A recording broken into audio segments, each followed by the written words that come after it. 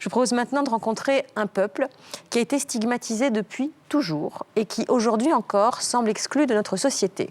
On les appelle communément les Gitans. Ils seraient plus de 300 000 en France, rejetés quasiment où qu'ils aillent, malgré la loi censée les protéger. C'est un reportage édifiant de Romane Mélis. En France, les gens du voyage seraient plus de 300 000.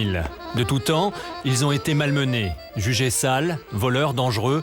Ils sont victimes d'une réputation qui les empêche de vivre dignement, et même d'une discrimination légale. Comme tous les gens du voyage, Louis est obligé de posséder un document particulier, le carnet de circulation. Le teint mat, corpulence moyenne et tatouage avant-bras. On les considérait comme du bétail, quoi. Parce qu'avec ça, ils ont tout. Le nom des parents, ils ont tout. Un chien, quand il est perdu, il a sa couleur, il a son âge, et nous, on est pareil. Là, c'est ce qu'on fait viser tous les 3 mois aux gendarmes. Si on ne va pas faire signer ça, on est sanctionné et on doit passer au tribunal avec une amende. C'est pour voir si on n'a rien sur le casier judiciaire. On les considérait comme si on a fait tout de suite déjà une infraction à la loi, quoi. Encore avoir, à l'heure actuelle, en 2007, avoir un carnet de circulation, le faire viser tous les 3 mois, je trouve ça inadmissible.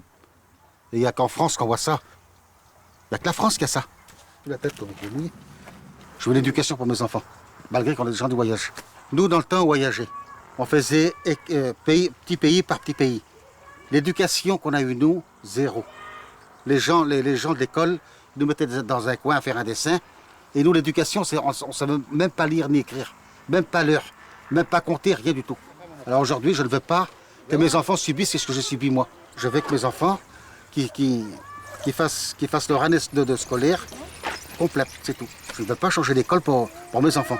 Pour scolariser ses enfants normalement et vivre dans des conditions décentes, Louis a installé sa famille dans l'illégalité, au bout d'une impasse, en rase campagne. Aujourd'hui, il a 2 jours pour quitter les lieux avant de se faire expulser par les gendarmes. Ils viennent là, ils tapent des coups de crosse de fusil dans les portes des caravanes pour faire ouvrir.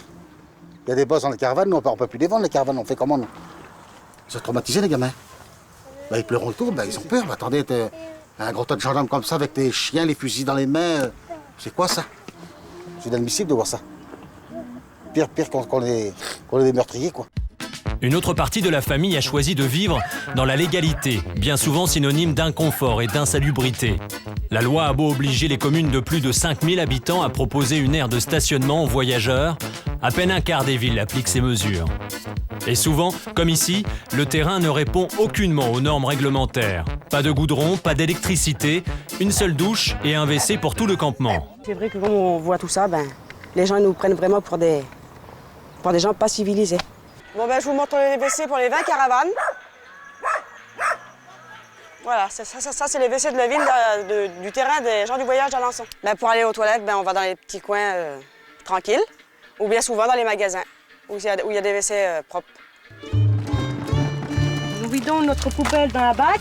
La ville elle vient une fois par semaine, mais ça arrive des fois qu'elle vient une fois tous les 15 jours. Il se passe que la benne est vraiment pleine. Qu'il y a un petit coup de vent qui arrive et puis que les déchets vont directement dans les champs ou sur les bords des routes. Après, ça fait des poubelles partout et puis comme il y a des voitures qui passent, on croit que c'est nous qui jettent nos ordures n'importe où, quoi. Il y a même des gens de la ville, des fois, extérieurs du terrain, donc pas des gens du voyage, et ils viennent jeter leurs ordures. Et bien souvent, ils viennent jeter leurs ordures sur le terrain. C'est bien l'école? Vous êtes passé? Dès qu'ils arrivent de l'école, on est obligé de mettre des chaussures exprès pour le terrain. Il faut garder les chaussures d'école propres. On aime bien que les enfants soient propres, que la caravane soit très propre et bien entretenue. On aime tout ce qui est beau, quoi. Une maison ou un appartement, pour moi, c'est comme une prison. C'est fou, hein? Ça, c'est inadmissible.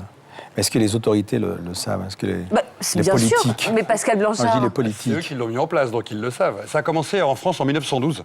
Depuis 1912, ce qu'on appelle les Roms, les Bohémiens, vous les appelez comme vous voulez, avaient un permis d'obligation de circulation où tout était dessus, toutes les données anthropométriques. Hein. Mais ils sont français. Oui, Bien depuis sûr. des générations. Oui, mais dans le modèle français, un Français, sa vie dans une maison, s'est installé et ça ne bouge pas. Le refus de se sédentariser, la raison est laquelle? Quand Mais on c'est leur pose la question, parce qu'à l'origine, nous sommes tous des nomades. Je dirais que c'est les derniers qui refusent de rentrer dans un modèle dominant. Je rappelle qu'à l'aube de l'humanité, nous nous déplacions pour trouver des bêtes, des baies, de la nourriture, des poissons, et changer tout par saison nos lieux de vie. Ils sont les derniers qui vivaient comme nos ancêtres d'il y a 15, 20 000 ou 35 000 ans. Ils sont à peu près 15 à 16 millions sur l'ensemble de l'humanité. Tout à fait, oui. En tout cas, voilà, on voulait vous montrer ces Français qui ont les mêmes droits que nous et qui n'ont rien par rapport à nous.